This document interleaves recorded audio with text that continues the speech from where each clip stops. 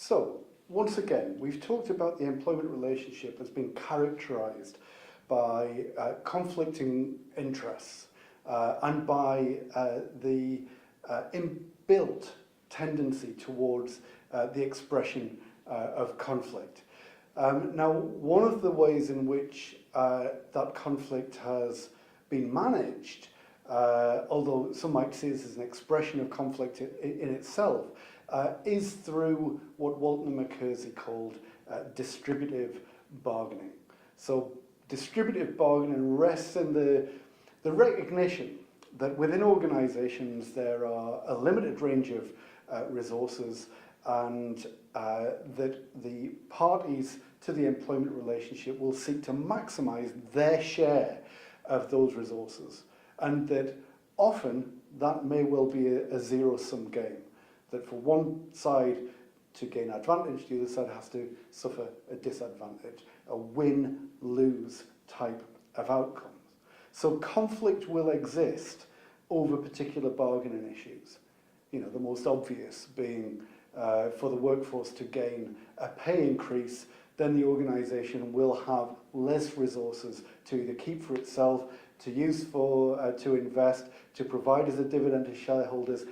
They have to give them away, and if they give them away, they haven't got them anymore themselves. So the conflict will exist over individual issues, but the broader relationship within which this bargaining takes place is seen as mutually advantageous, that there is a benefit, a recognised benefit for employer and employees to engage with each other in this way, even though within these particular examples it's unpleasant, it's conflictual, it's not great, but it exists within a broader relationship which is of benefit to both sides, and that those boundaries of mutual benefit, the extent to which more or less we come out of this process having gained something, represents the range of settlement points, the bargaining area within which deals might be struck. Outside of that, exists a dangerous and a scary area that Walton and McKersey call the default position. That in these scenarios, one side or the other may insist on outcomes which are beyond the fixed amount that's available, that lead to mutual losses, where both sides lose, a strike, or maybe even a permanent breakdown of the relationship. So the skill of the bargainer under distributive bargaining is to maximise the position of the principles that they represent within this area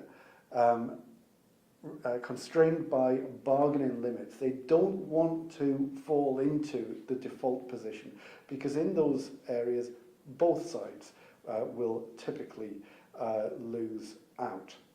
So because of that, the behaviour of bargainers under distributive bargaining is a complex game of cat and mouse. It's a complex game of brinkmanship. It's not simply the case that we can read off the behaviour of one side of the negotiation or the other by attempting to understand what they're doing simply on the basis of, well, they're trying to maximise the outcomes for their side.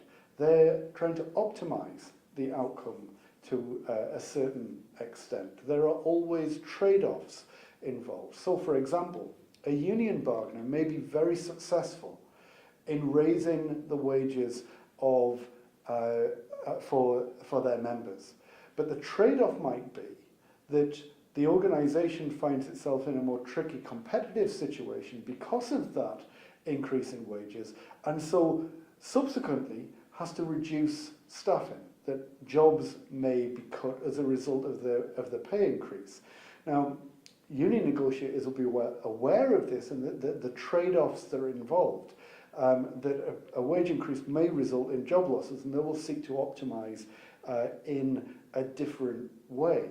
And the nearer that bargainers get to their upper limit of where bargaining remains mutually advantageous, the more marked those trade-offs become.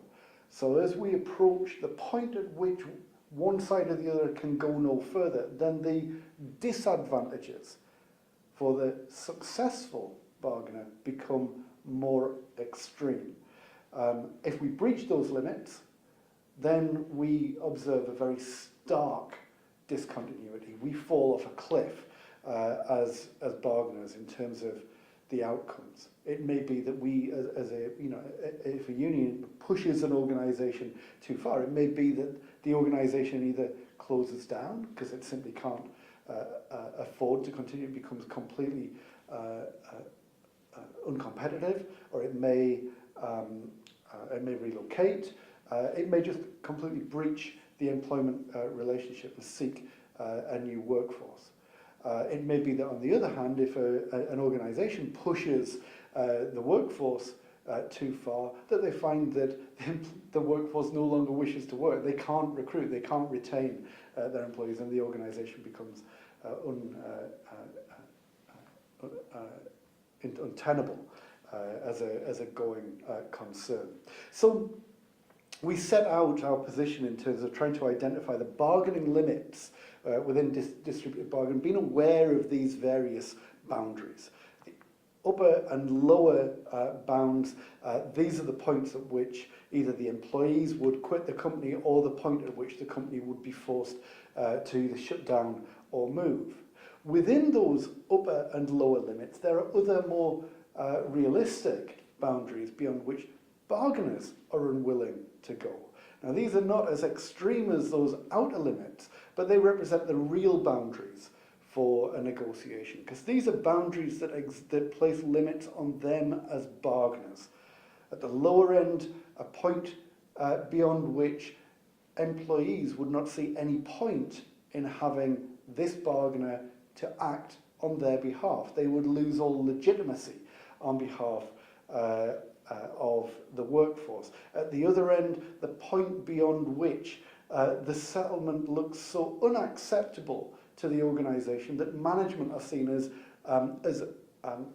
incompetent to represent the interests of the organisation, that they would be replaced as bargaining agents. So it's these inner boundaries, the limits between which the bargaining agents have to demonstrate their credibility to the principles that they represent.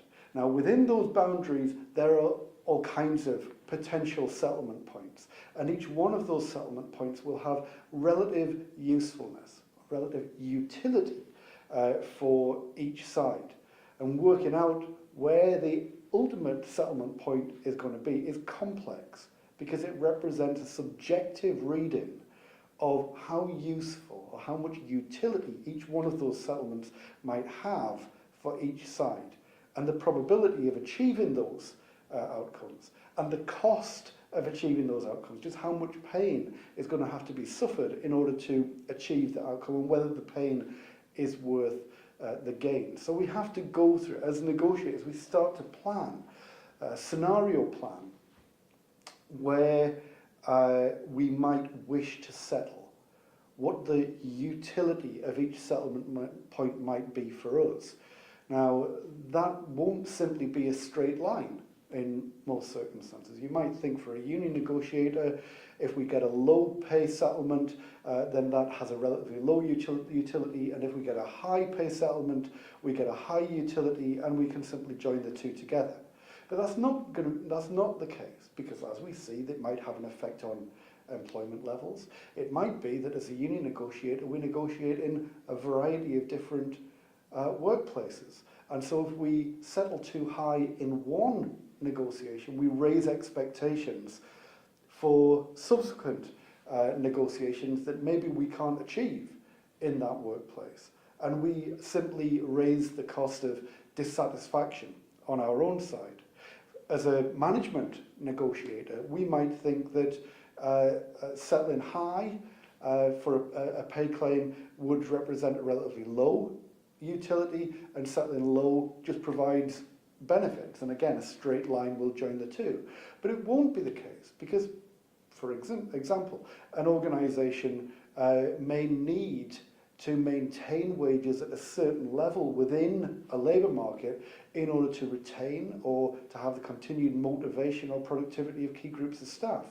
And if they're too successful in maintaining a low wage settlement, that results in bad outcomes, low usefulness, low utility. So we need to have a sophisticated view about what the subjective utility of various settlement points might be, and to scenario plan, not just for our side, but what we think the other side might be thinking about their settlement points and the utility of those settlements for them as well, so that we can start to plan what the response of our bargaining opponents might be, and therefore how we can strategize around the way in which we kind of move the negotiation into areas which are helpful for us. Outside of these boundaries, as I say, lie potential costs. Strike costs, for particular example, lost production for the employer, lost wages for employees. Costs on both sides. We want to try to avoid that as a bargainer. Now, the calculation of what the relative impact of these costs might be where negotiations fail will again have a big influence on the perceptions of what the range of possible settlement points might be.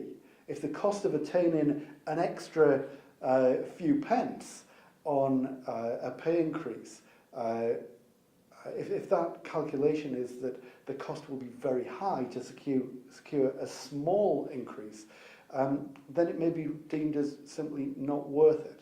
And so the calculation of what we should be aiming for as negotiation aims and what our ideal settlement points should be include not just a calculation of the utility of the settlement point itself, but how much it costs us to get there.